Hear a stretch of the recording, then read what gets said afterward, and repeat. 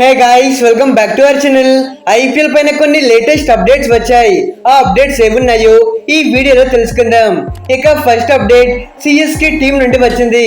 CSK legendary player MS Dhoni రాబోయే IPL 2025 ఆడతాడా లేదా అని సిఎస్కే ఫ్యాన్స్ అంతా ఈగర్ గా వెయిట్ చేస్తున్నారు. ఈ విషయంలో recently MS Dhoni open up అయ్యాడు. తిను రాబోయే సీజన్ ఐపీఎల్ ఆడాలి అంటే అదే ఐపీఎల్ రిటెన్షన్ రూల్ పైన డిపెండ్ అయ్యి ఉంది. దట్ టు ప్లేయర్స్ ని రిటైన్ చేసుకునే విషయంలో క్యాప్ సాలరీస్ కూడా కీ రోల్ ప్లే చేయనుంది. అయితే టీం ఇంట్రెస్ట్ బట్టి తన డిసిషన్ ఉంటుంది అని మాహి చెప్పుకొచ్చాడు.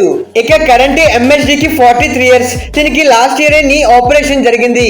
అయినప్పటికీ దీన్ని రాబోయే ఐపీఎల్ 2025 ఆడాలి అనే ఇంటెన్షన్ తో ఉన్నాడు. ఇక రీసెంట్లీ ఐపీఎల్ ఫ్రాంచైజీ ఓనర్స్ తో బీసీసీ కి మీటింగ్ జరిగింది. ఆ మీటింగ్ లో impact player rule, play retention దీని గురించి డిస్కషన్ జరిగాయి. ఈ మీటింగ్ లో సిఎస్కే టీం కొన్ని పాత రూల్స్ ని మళ్ళీ వచ్చే సీజన్ కోసం రీఇంట్రడ్యూస్ చేయాలి అని బీసీసీకి రిక్వెస్ట్ చేశారు. మరి ఆ రూల్ ఏంటంటే 2021 వరకు ఐపీఎల్ ఒక రూల్ ఉండేది. ఆ రూల్ ప్రకారం ఒక క్రికెటర్ ఇంటర్నేషనల్ క్రికెట్ నుండి రిటైర్ అయ్యి 5 ఇయర్స్ అయితే ఆ ప్లేయర్ ని ఒక అన్క్యాప్డ్ ప్లేయర్ గా కన్సిడర్ చేస్తారు. ఈ రూల్ ని 2022 లో తీసేశారు. మళ్ళీ ఈ రూల్ ని ఇంట్రడ్యూస్ చేసి ఈ రూట్ లో ఎంఎస్ ధోనిని రిటైన్ చేసుకోవాలి అని సిఎస్కే టీం భావిస్తుంది. వీళ్ళు ఎంఎస్ ధోనిని అన్క్యాప్డ్ ప్లేయర్ గా రిటైన్ చేసుకోవాలనుకోవడానికి కారణం జనరల్ ఒక క్యాప్డ్ ప్లేయర్ ని రిటైన్ చేసుకుంటే అతనికి ఎక్కువ శాలరీ ఇవ్వాలి. అంటే ఒక క్యాప్డ్ ప్లేయర్ ని ఫస్ట్ రిటెన్షన్ గా తీసుకుంటే 16 crores, సెకండ్ రిటెన్షన్ గా తీసుకుంటే 14 crores, థర్డ్ రిటెన్షన్ గా తీసుకుంటే 12 crores ఇవ్వాలి. అదే ఒక అన్క్యాప్డ్ ప్లేయర్ ని మీరు ఫస్ట్ రిటెన్షన్ గా తీసుకున్నా, సెకండ్ రిటెన్షన్ గా తీసుకున్నా, థర్డ్ రిటెన్షన్ గా తీసుకున్నా అతనికి 4 crores ఇవ్వాలి. If in case CSK team ఇతన్ని థర్డ్ రిటెన్షన్ గా తీసుకుంటే 8 crores ఇవ్వాలి. అదే ఎంఎస్డి ఒక అన్క్యాప్డ్ ప్లేయర్ అయితే అప్పుడు అతన్ని 4 crores కి రిటైన్ చేసుకోవచ్చు. దీనివల్ల సిఎస్కే టీం కి 4 crores ఆప్షన్ పర్ సేవ్ అవుతుంది. At the present CSK team లో ఇంటర్నేషనల్ లెవెల్లో ఆడే చాలా మంది స్టార్ ప్లేయర్స్ ఉన్నారు.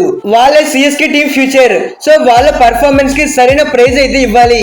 అలా కాదని వీళ్ళు ధోనిని మేజర్ రిటెన్షన్ గా తీసుకొని వాళ్ళకి అన్యాయం చేయలేరు. టీమ్ లో యాజ్ ఏ ఇండివిజువల్ పర్ఫార్మర్ గా ధోని రోల్ చిన్నదైనప్పటికీ టీమ్ లో ఫర్ షూర్ తన ఇంపాక్ట్ అనేది ఉంటుంది.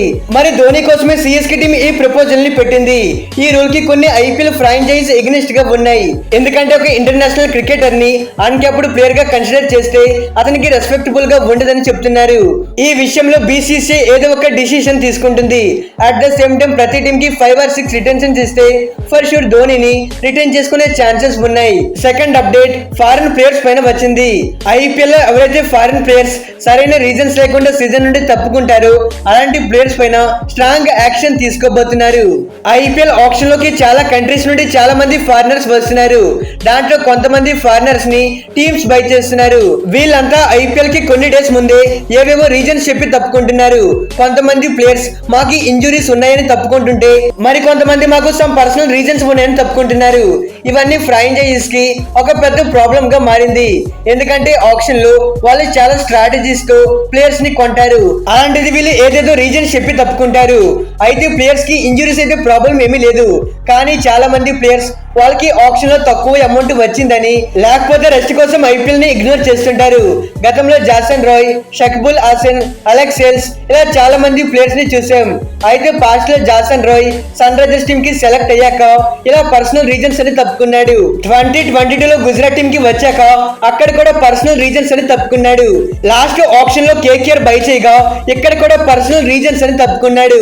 అలానే ఈ సీజన్ లో హ్యారీ బ్రూక్ ని డీసీ టీమ్ 4 crores పెట్టి బై చేయగా తను వాళ్ళ అమ్మమ్మతో టైం స్పెండ్ చేయాలి అని సీజన్ నుండి తప్పుకున్నాడు.